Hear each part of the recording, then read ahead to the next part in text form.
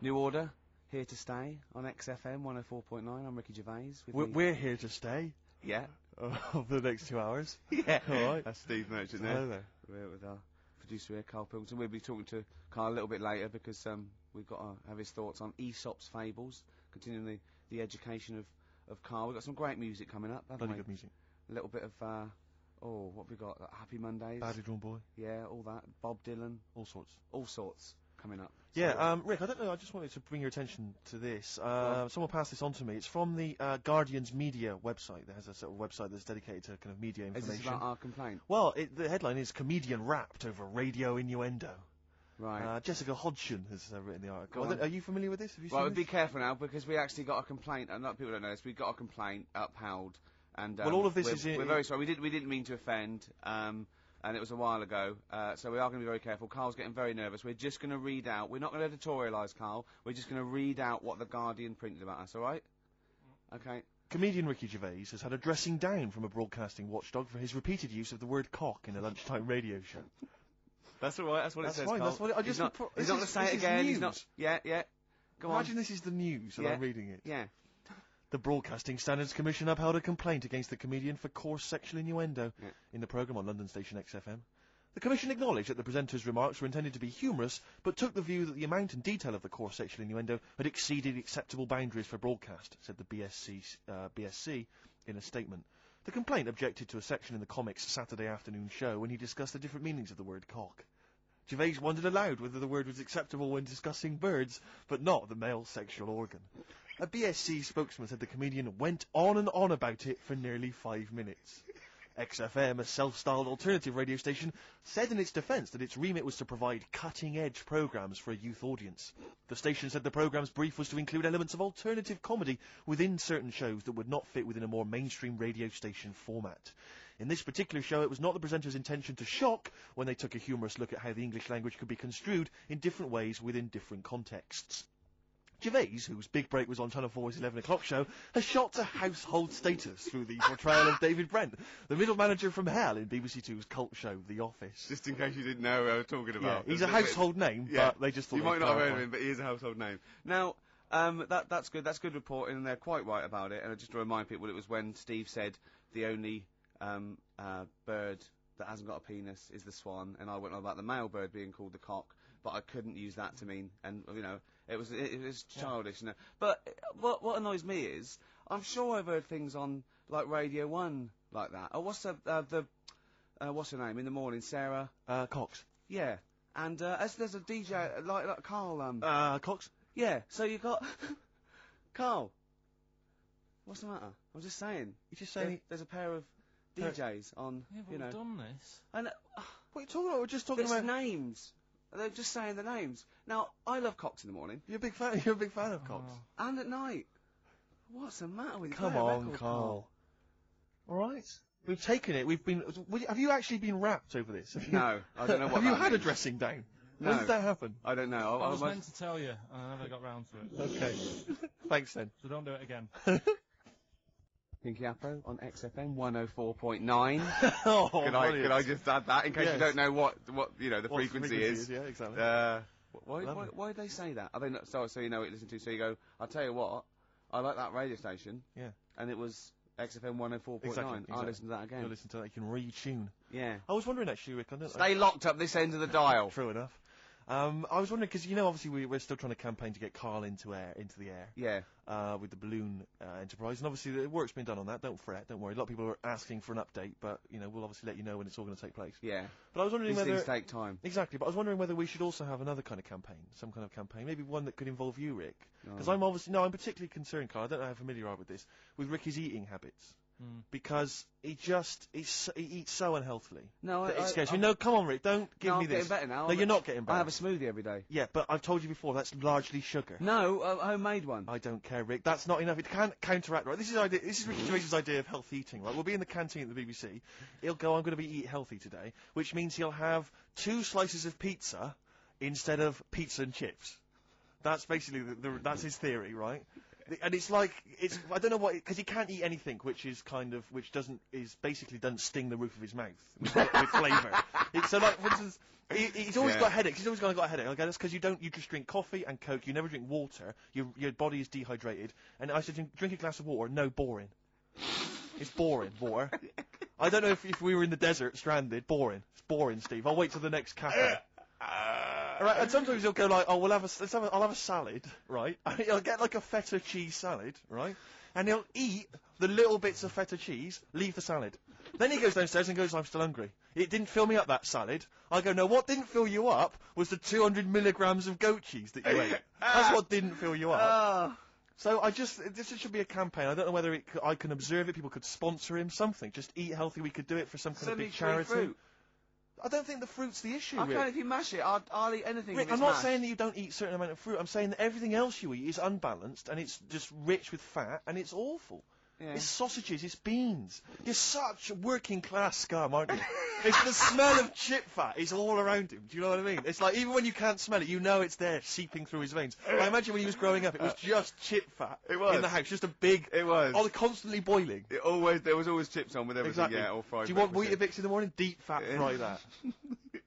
It's such scum. And now it's like, oh yeah, my palate, you know, I can't eat anything. It's got no flavour. Everything's got to have cheese on it. Sprinkling Parmesan cheese. More Parmesan cheese. And if someone, like, doesn't give him, like, a whole tub of Parmesan cheese when you're in a restaurant, even though he's ordered, like, a lobster or whatever, he's like, he sort of has a go at the waiter, or, like, not to their face, obviously he's too much of a coward, but he'll say to me, like, he should have left the cheese. He's so cheap with the cheese. They don't give me any cheese. He just gave you 3 bucketfuls. Oh, it's cheese. More cheese here. It's pathetic. So I just think we should do something, because I'm panicked. I'm worried, you know. I'm worried. I started working out a little bit. I sort of work out 2 or 3 times a week. I don't think that's going to counteract it, Rick. And I drink water through the night when I wake up and I'm dehydrated. From all the booze you've just drunk? Yeah, and I have a smoothie in the morning, don't I? You know what my views are on the smoothies. I don't think that's counteracting. You're anti-smoothie. You're anti-smoothie. Because I don't think it's counteracting all the other You have got a problem. There's nothing wrong with the smoothie. Right, fine. Okay, well, if you're happy to carry on as you are. Yeah, go on. Badly Drawn Boy obviously has done the soundtrack to this new film about a boy, which has got Hugh Grant in it, and obviously this current single, what's it called? The current one that's out, Silent Sign. That's currently obviously that's being played on XFM. But this is another track from this album, which is the soundtrack. Lots of kind of little bits of filler, bits of musical instrumental stuff, but all of it's very nice. This is a cracking tune, track 3, Something to Talk About. Lovely. Yeah, good tune that, I think. Sarah and Lauren have emailed in. They said they wanted something from Elliott Smith or maybe Jimmy Webb. That's actually produced by the producer of Elliott Smith. And is that I haven't brought any Jimmy Webb into that. No, we'll maybe play that next time. I'll play some next week. That's Badly Drawn Boy, though, from the soundtrack to this film About a Boy, and that's called Something to Talk About. We've only got the stuff in the library. Do they want 4 non-blondes? Because we've got that in the library, haven't we? The best of Tony Basil. And we've got just about every song that In Excess ever recorded. Exactly. We don't play enough In Excess, do I we? don't think we do we? No, I can't believe it. XFM 104.9 coming up. White Van Carl. White Van Carl. I was obviously out with Carl last night. A lot of people don't realise this because we went out. There's what's the name of that evening? Marketplace, extracurricular. Extracurricular, yeah. Various XFM DJs go down there and just play an eclectic mix. Spin some tunes on. Absolutely. I'm thinking of doing it in a couple of weeks, Rick. And obviously, you know, my turntablist skills now are pretty something to behold. I tell you this, I did an amazing mix the other day with my friend Dan. We spent 2.5 hours on it. This is how we spend our evenings now. 2.5 hours mixing from a trip hop sort of hip hop style beat into Arthur's Theme by Christopher Cross. Great. When you get caught between the moon and New York Written by City. 4 people. 4 people. Bacharach, Carol Bayer-Sager, Christopher Cross, and a 4th one. Absolutely. Phone in if you know that. Maybe we should. But who knows the 4th person credited on that tune? If only there were a prize. 700 800 1 2 3 4. Also, someone else to phone in. Right? I saw an advert. Right, those advert toys. I think it must be. Is it because it's Easter holidays or something? Right. I was watching today, and there's one of those transformer type things, and it goes in its shield. It strikes and then goes into its shield, and it goes into a little pod. And I'm sure it was called a bowlock. Right. Now I must have misheard it. There's no way you can call a little kid's toy a bowlock. So can you phone in? I'm quite willing to be wrong. It'd be very disappointing. But, are people making little bowlocks for kids? No. Yeah. 08 700 800 1234. And what was the other question? Was there the other question was who was was the the 4th fourth person person who that wrote Arthur's Theme? Yeah. When you get caught between the moon and New York City. It's crazy, but it's true. Yeah. The only thing you can do is fall in love, Carl. But I was out with Carl last night, obviously party animal. You know, he's hanging out with some of my friends. You enjoyed yourself, didn't you, Carl? That's all right. But you were a bit worried about Jennifer Lopez, weren't you? Yeah. What was the concern? I don't really know what's going on in the pop world. You're joking. No. Go on. And I was here in the toilets, right? And I heard it playing out on the speaker, and I heard the DJ go, "There you go, that's Left Eye Lopez there." That's not. And I thought, it's Jennifer Lopez. No, it's the little one. She had some sort of eye injury.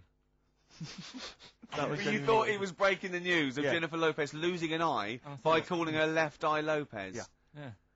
That's genius. Don't worry, we put him right. It's okay. He Yeah. slept easy. Yeah. But you were worried for a while, weren't you? You were anxious for a while. I had no idea. And the thing is, I heard that on like Thursday, so for like 3 days I've been thinking, You've been panicking. why she called that? Because she changed her name before, hadn't she, to J-Lo or something. Yeah. So I thought, Yeah. has she got some people after her? Does she owe someone money?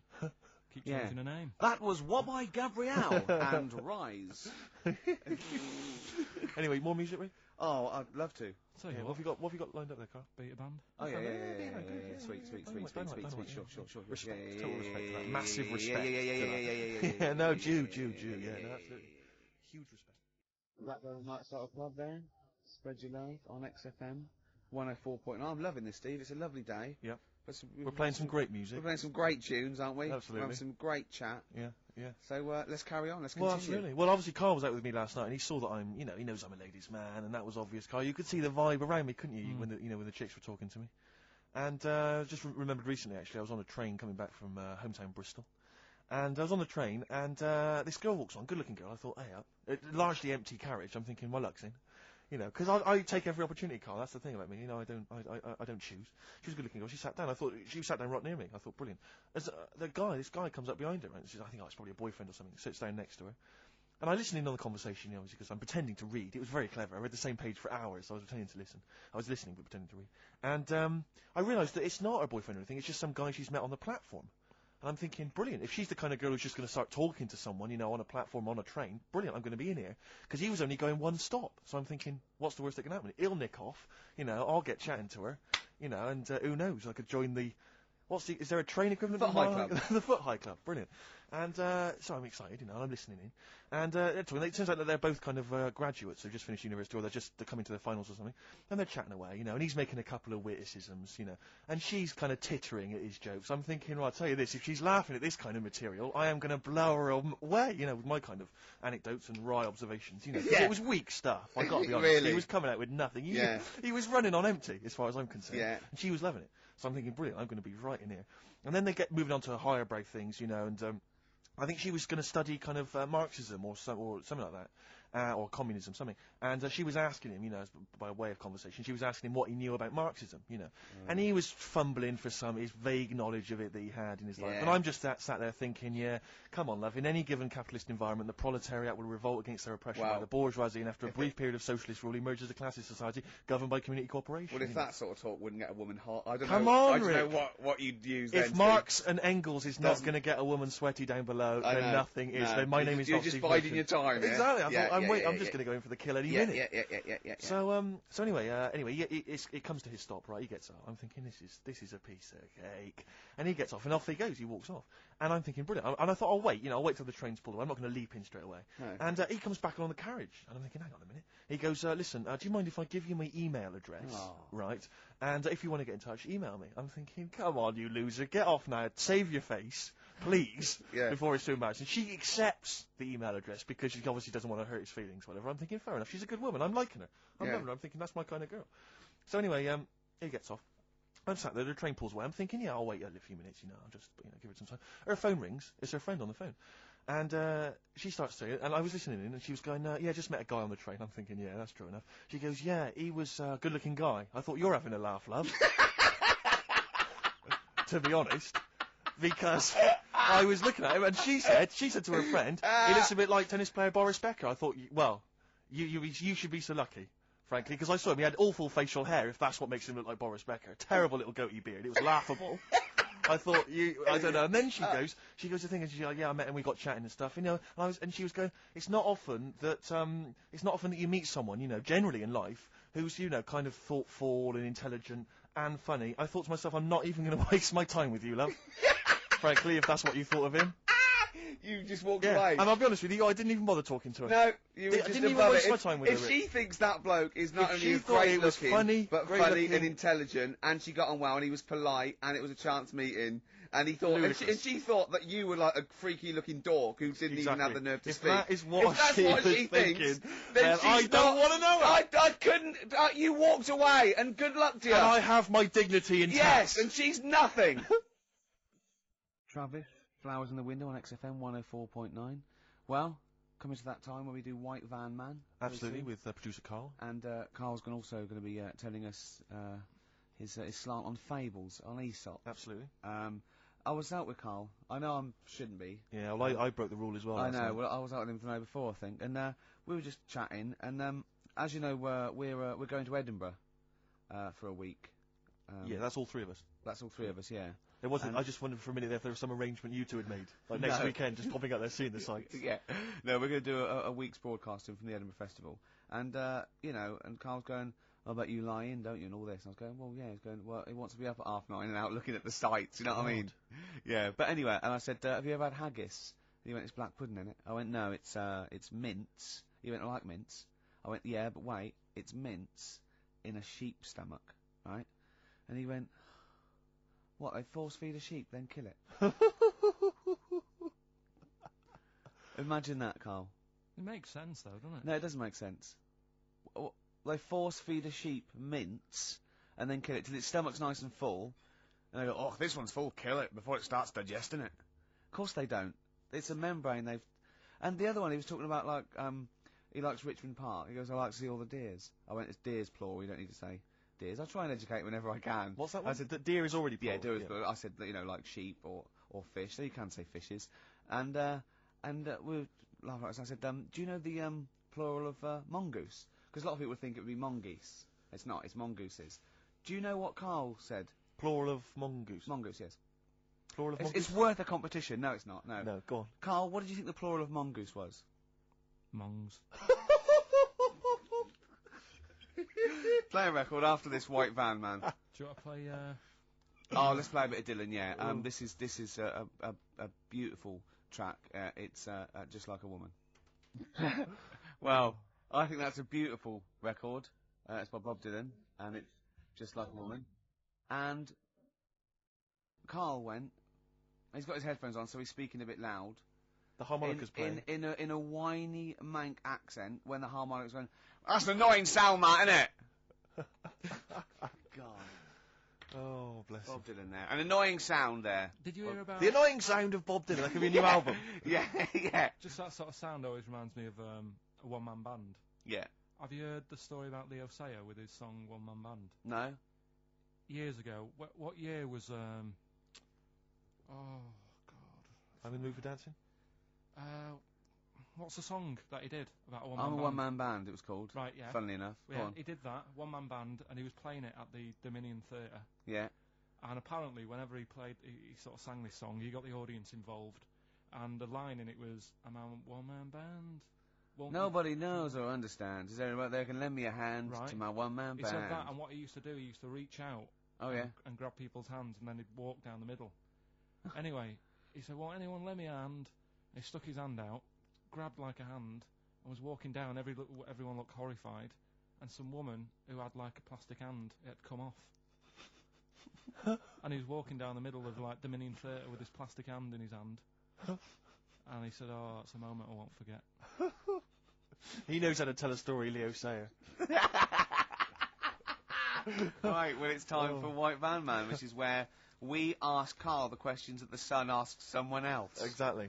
It's an article in there where they ask them, you know, typical man on the street, the big questions of the day, gives them their platform to the nation, and we think this is just too good to let out, because we only care about one person's opinion in the country now. That's true enough. He's the K-Man, and there he is. There he is, right. Carl, your thoughts, please, on Kylie Minogue slagging off Britney Spears for ignoring her fans at her premiere. Are you aware of that story? No. She got booed at her premiere of her new film Brittany, because she'd left her fans waiting for like an hour. Some of them had travelled up from Bristol, other parts of the country. 3,000 of them. Loads of them screaming for her. She just went straight into the theatre an hour late, just gave them a quick wave and straight in. Didn't even bother to shake their hands, sign any autographs. So they were booing. What do you think of that, Carl? And Kylie's obviously said that was actually outrageous, you know, and you should treat your fans with respect. What do you make of it? So she did wave. Then. Yeah, but literally as she was walking into the theatre. Was it raining? No, I don't think it was.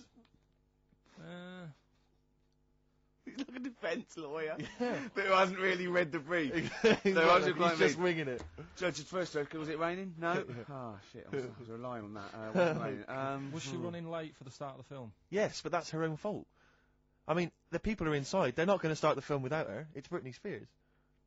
Yeah. She could take some time out. You know, when Tom Cruise came here, he spent like an hour and a half shaking people's hands, talking to people on their mobile phones, all sorts. That's Tom Cruise. He's a bigger name than Britney. I know, but... He's a smaller person, but he's a bigger name. What do people want from people? Do you know what I mean? Yeah, An autograph, things like that, a photo. This one's going nowhere, Steve. Is there another one? Fair enough. You know, it's not bad. If she had more time, she might have done it. I bet she would have done it on another day. I mean, I'm not feeling too good today. I mean... But you're going to still take time out to sign people's autographs, surely, when you leave the building. Yeah, there's always a bit of a crowd, isn't there? Next. Go on. What do you make of New York's ex-police chief saying we need more bobbies on the beat? He's come over here. He's the guy that sorted out crime in New York City. He's come over. He said you're going all over the place here. You need more bobbies on the beat, more policemen, a visible police presence. There was something last week about some copper in London who was sat on a bench, and he was asleep or something. Oh, yeah. And people were like outraged because like he should be looking after, you know, England's people, not nodding off on a park bench, which is a bit daft because they were shouting he should be looking after England's people. Was this the 16th century you went back to? What do you mean he should be looking after England's people? You know, wherever he was, if he was in like a park somewhere, yeah. they were like really annoyed because he was asleep. But sure. He was probably undercover. No, but the thing is, if there would have been any trouble, I'm sure he would have woke up. Yeah.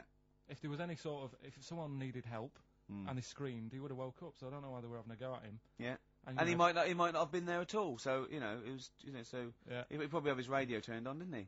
Yeah, listening to Heart. So you're not concerned then that there's not the crime's going up? I think there's enough. I see quite a lot of them whizzing around. Okay, you're happy then? Yeah. As long as you're happy, Carl. So you don't think it's too much crime? No. Just the right amount of crime. Yeah. What about the fact that new gambling laws give Blackpool the green light to become a British Las Vegas? What do you make of that? Are you a gambler? Little bit when I go on holiday, like going in the arcade and having a little flutter. Sure. What's your favourite? I have a go on the fruit machines. Yeah. There's a good one called The Simpsons. Right. Is that your favourite? Yeah, it's quite good. Is that a tie-in with the TV show The Simpsons? Yeah. Okay. Will they make Blackpool the next Vegas? I don't think so. No, nor Can't do see I. it happening. No. You been to Blackpool? Yeah. What was it? It's a bit rank. Is it? It is a bit rough. Okay. Needs a lot of work doing on it.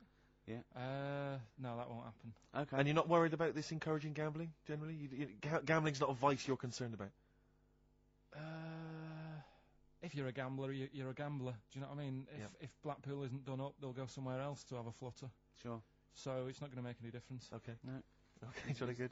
What do you make of the So Solid crew's Ashley Walters being jailed for 18 months? Obviously not a very good example to his young fans. He should have got more. Do you think? I had a dream about him the other night. Go on. About the group itself. Okay. I had a dream that... Were they all there? Because there's a lot of them. I couldn't remember all their faces to feature in a dream. I had a T-shirt on. He had etc. Exactly, He had two of them, then he had etc. Yeah. I had a T-shirt on. You had a T-shirt on? Yeah, and it said on my T-shirt, So Solid Poo. And I was walking down the street and they came towards me. And Wow. they were just about to beat me off. That's a great dream. That's amazing. That's an amazing I love that. We've all had 30-year-old. We've all had that anxiety dream. Oh my goodness! What if I meet the So Solid crew and I'm wearing a God. T-shirt that slags them off? Oh, I don't believe it. Yeah, yeah. So what happened? Did you get beaten up in the It was dream? one of them where I woke up. Do you know I've been telling you that I keep getting them things where you feel like you're falling?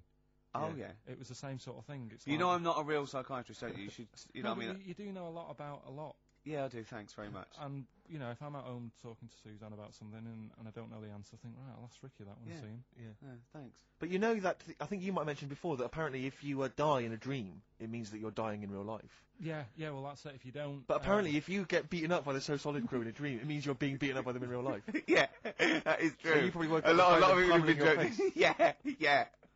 Terrifying. Absolutely terrifying. So yeah, lock him up for longer. Okay. Finally, what do you make of Halle Berry becoming the first black woman to win the Best Actress Oscar? Did you see her speech? Got on my nerves. Did it? I mean, you know, it's good that she won. You know, it's nice for anyone to win an award. Yeah. But she did go on a bit, and you know, I've been in that same sort of position. What? Placing an Oscar? Well, I got what they used to do at school is Okay. if you did a full month without being off, you got a gold certificate. Okay. And I did a month once without having a day off. And Sure. I went up, and I didn't make a fuss. You didn't start crying. Can't play record, mate. Well done, then. Were you the first kid in your school to do that? I don't think anyone else got the certificate. It was only because I was never in. They tried to encourage me to come in. It was just for you. They mounted an entire ceremony just to encourage you. Wise words there from Bella Sebastian on XFM 104.9. I'm Ricky Gervais, with me Steve Matchin. Hi, Steve. Well, I mean, it is indeed wise words, Rick. I'm worried that people are going to get out of the office now and into the sunshine, not be listening to the show. There's always the transistor radio. That's true enough. If you're thinking of heading down to the park, take one along. It is time. Keep it low, though. Don't want to irritate other people. No, I know, yeah. And if you do want to irritate him, spit on him, it's better. Exactly. And kick them and throw little rocks. Exactly. With me, Carl Cayman Pilkington. We're into this way into the second month of the education of Carl. As you know, Carl got 1 GCSE in history and E, and we've been cramming, haven't we? Oh, Rick, before you mention that, can I on. just say something? Obviously, we always do this thing with the Sun, White Van Man, where we read this thing out from the Sun and query Carl. And I was out with some friends last night, and my friend Dan always listens to the show, and he said, Carl, I love the bit when you answer the questions in the Sun. Why do you ever know what the questions are before they're asked, or is that your first answer? And Carl said, no, that is it. They don't let me see what the questions are first. They don't show them to me, and I always get really anxious and get really paranoid. And I was just wondering, have you seen the error there, Carl? Have you seen the mistake you've been making? Right? You're worried that you don't get the questions beforehand, right? Well, how could you maybe combat that, do you think? How could you combat that if you're really nervous? Coming maybe you wanted to sort of have some views or ideas beforehand. It's your error, isn't it? Do you know what I mean? It's your show. If you want to take a chance with me. No. So His that's point not is the this: that if you're really worried about it, how could you get hold of those questions in advance? Is there any way you could get hold of those questions in advance? Yeah, but is it always in today's? Is it always in Saturdays? Yes. So they don't do that every day of the week? They do, but I always take it from this Saturday. Right, well, yeah, I could, but that would cost me money. I'm not on enough as it is, Sure. working here on a Saturday. Okay. How much is the Sun? 30p. Yeah, well... You're not made of money. Yeah. I understand. Yeah. Actually, it's 40p on a Saturday. I don't know what I was thinking. Well, you were studying Aesop's fables, weren't you, this week? Now, I'm going to be very liberal here and let you talk about it. It's not a test. I'm not, hey man, just chill out. I'm not this rigid sort of, boxing society. Just tell us your views. Just tell us your vibe on Aesop. Tell us something. What have you learnt from these fables? He, made a bit of money out of something that's quite simple. I don't know if he did make any money out of it. I mean, I think it was published thousands of years after his death, but go on. Yeah, they're just little stories. I mean, enjoyed them. Yeah. Didn't learn anything from them. Okay. Or did you see?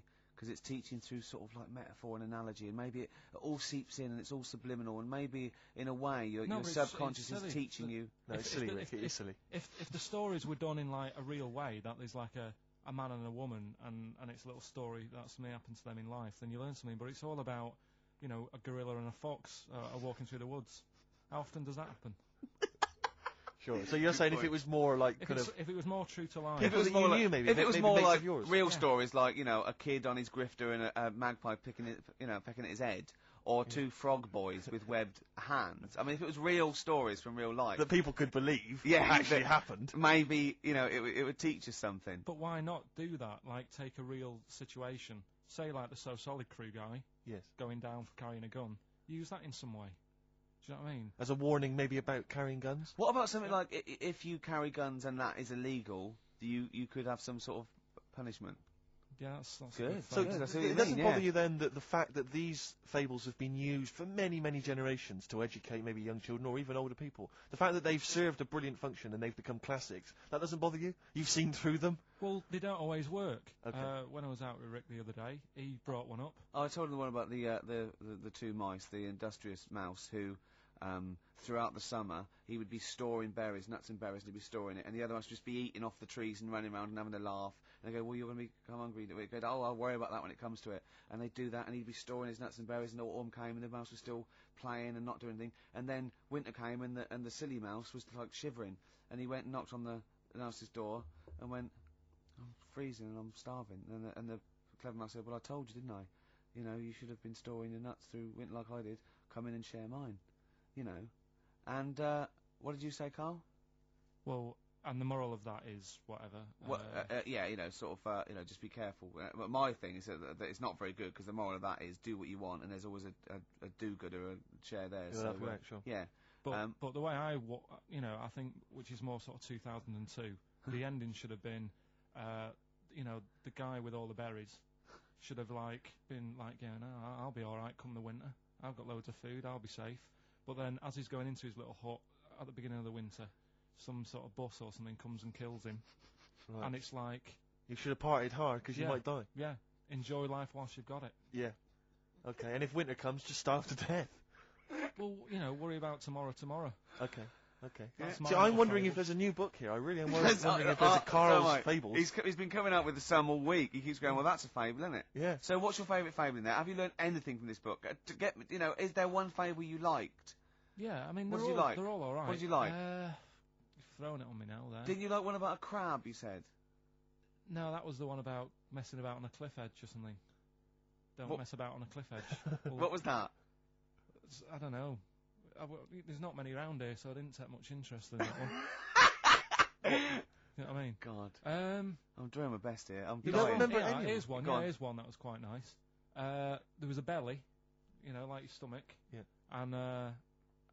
And it's this belly on a pair of legs, and the legs was saying, "I'm more important than you because I carry you around." And the belly said, "Yeah, but you know, if it weren't for me holding all this food, you wouldn't have the energy to walk around." Yeah. And that means, like, you know, rather than working on your own, it's best to work in a team. Yeah. So, Well, the one similar to that I was taught when I was little was a vision of heaven and hell, and it went down to hell, and in hell, right, there was these people had like 20-foot long chopsticks, yeah. and they were getting their food, and they couldn't get the chopsticks into the food and get it round to their mouth because they were just too long. Right. Right, and that was hell. And in heaven, they had exactly the same thing, but they were feeding each other. What? Right. You don't like Chinese food? Is that what you're thinking? Is that what your concern is, Carl? No, I'm just. The one I remember, and I can't remember the ending of it. It's about two nuns in a bath. Yeah, oh, I know. I can't remember what it is. Yeah, Remember that's that it, one? yeah. Or are they on a bike? That's two adventures. It's the same nuns, but they go Same through all sorts of adventures. They're normally quite erotic adventures. well, they are. There was one when they're driving down a cobbled street, I remember. Go on. And then there's the other. Then of course they get Whalebones on XFM 104.9. I'm Ricky Gervais. With me, Steve Merchant. Hello and there. Carl. Well, Carl, I really don't think you got your teeth into the fables. Really, I don't think you. There wasn't anything to learn. I read a couple, thought, yeah, that's all right, and put it down again. There wasn't anything to learn. It was all stuff I knew already, but made up with nice little foxes and bears and stuff. So Yeah. But that one about that one we spoke about when the hares are going, we should share all our food, and the lion said that's a good argument, but it hasn't got the teeth and claws that we've got. That's lovely, because it's sort of like, you know, that's an indictment on sort of, you know, you could say it's an anti-equality almost. You know, you could get really sort of deep into that. You know what I mean? You could. No. Big All right. philosophical ideas in a nutshell. Not interesting. no, not really. Okay. Okay, then. Well, you're going to hate this then. I've brought in the concise Oxford Dictionary of Quotations. Now, just look at some of your favourites. I'd suggest going straight to things like Wilde or Newton or Churchill or You're a big fan of Keats. Churchill? Yeah. you like Oh Churchill? well, he's the boy. Yeah. Well, okay. Let's go through that old Kramer. Blah, blah. Newton. Right. Right. Here's a famous one. Okay. This is Isaac Newton. If I have seen further, it is by standing on the shoulders of giants. Do you like that one? So there's a meaning in it. Yeah. Well, he hasn't actually stood on the shoulders of giants. So remember, he's an amazing inventor and mathematician, and he discovered the incredible laws of the universe. And he's saying, yeah, okay. If you want a good view, move into a multi-story. He's saying, right? He's saying, if I have seen further than the people, and he's being modest here, it's because I've stood on the shoulders of giants to get that view. If it weren't for all the people that have come before him with their great insight and knowledge, he wouldn't have seen what he's seen. He's taken his learnings, and those people have given him. Just say that instead of making up. That's what I've got a problem with. People don't say what they mean. Poetry, art, and in life though, people never say what they actually mean, and there's loads of books on it. I don't know. But the point is that he's just summarised quite a tricky idea beautifully. It's beautiful. That gets into you much deeper than just the words, just the literal words. You know what I mean? One of my favourites is from an American novelist, and the quote is talking about the subject of fame and being famous. Fame is a mask that eats into the face. Don't you think that's amazing? Meaning? Well, meaning that fame is something that is artificial, that you wear initially, you become famous, but it's ethereal, it's nothing, it's intangible, it's just an artifice. But if you stay famous long enough, you begin to think that mask you're wearing is really your real face, so that you begin to, think that you are more than you perhaps are. Do you see what I mean? In the way that fame and power can corrupt. And who said that? No, it's an American novelist, I forget his name. Yeah, it's alright, yeah, there's something in that. Yeah. Okay. Pick another one. Right. Yeah, let's have a look. Bernard Shaw, he's no slouch. I think maybe when you take this book of quotations home, Carl, you should maybe just draw up maybe a list of 3 or 4 of your favourites and tell them next week. Why don't you Shaw, Wilde, I look at Shakespeare as well, he's... What, you a fan of Shakespeare? No. Go on, what's your problem with it?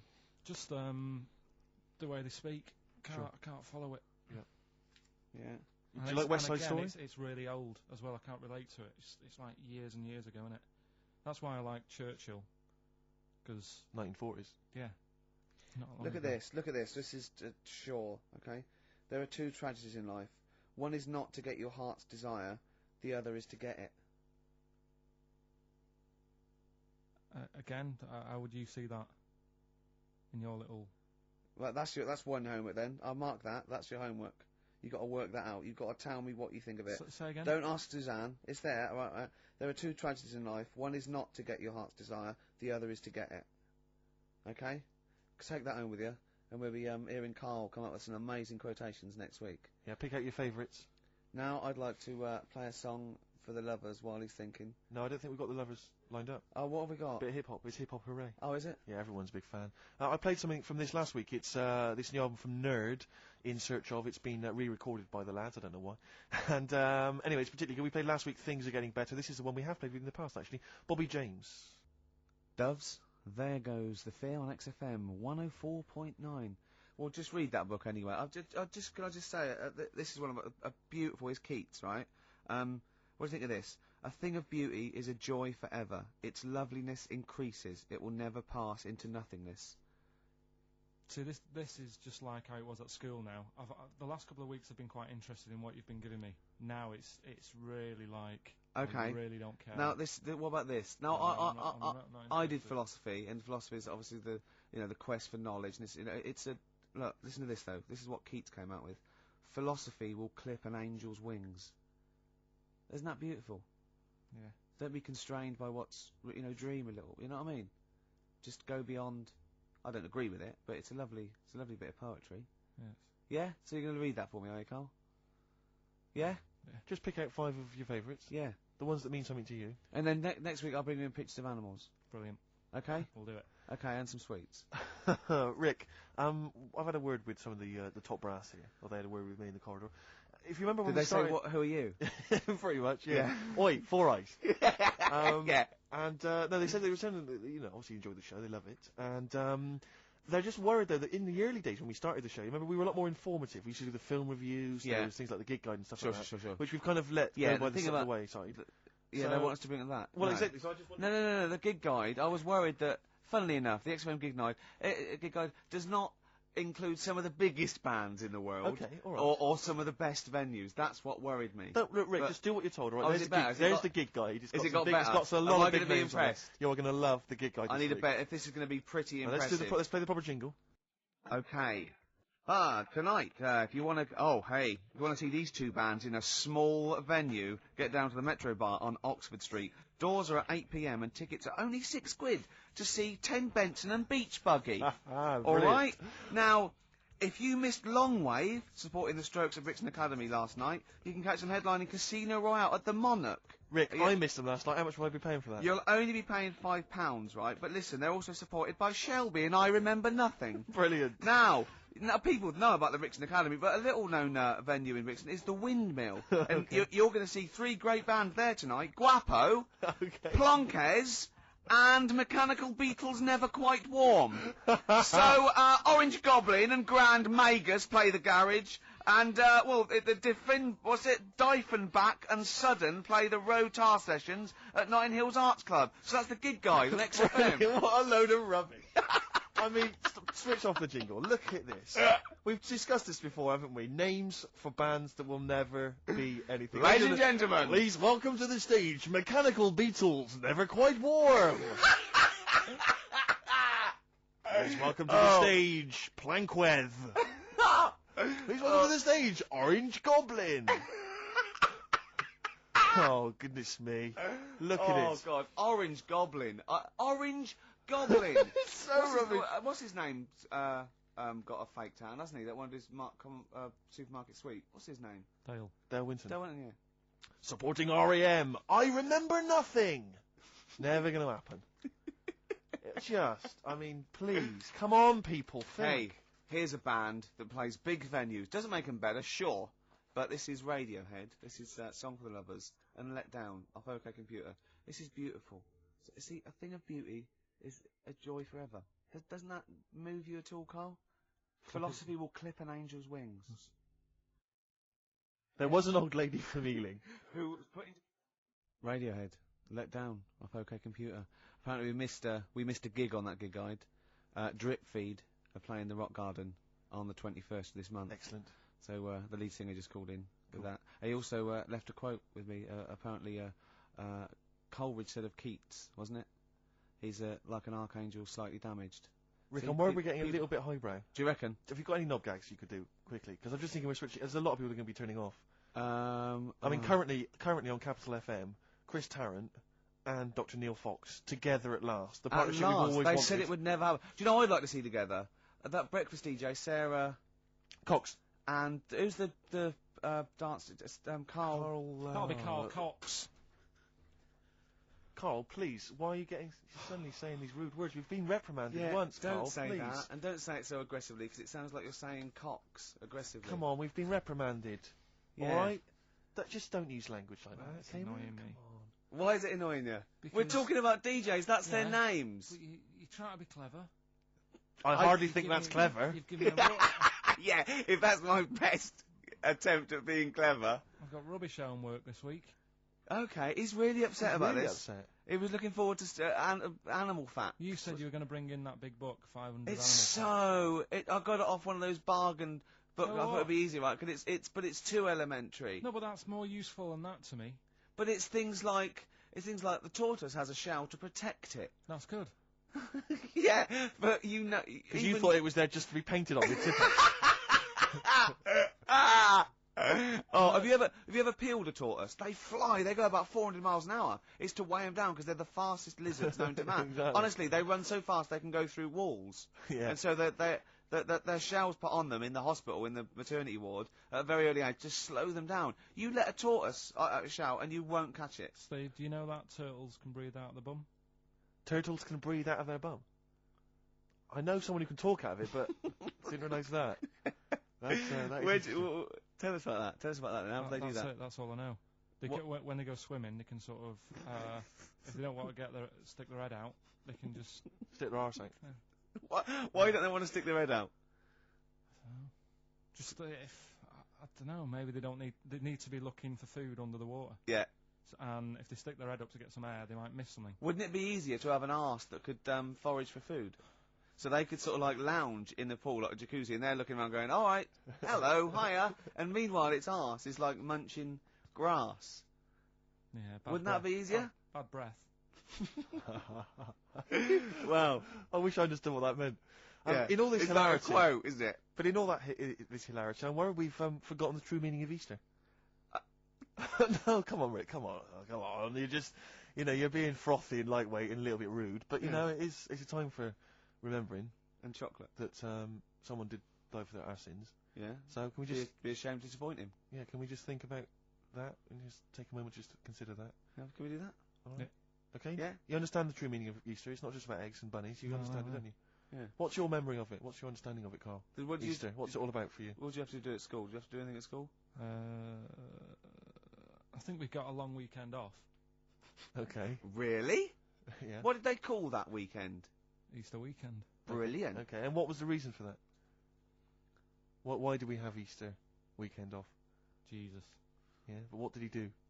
He put himself on the cross. Yeah. Well, he didn't put himself on. No. Does it mean anything to you? Are you moved by that story? Again, too long ago for me to sort of, Okay. To worry relate about to it. Sure. yeah. I mean, if there'd been an Anderson shouter involved, Yeah. you'd have been there, wouldn't you? You're not well today, are you, Carl? Not at all. Don't know what's wrong with me today. I've got a bit of a temperature. Have you? Do you know Steve?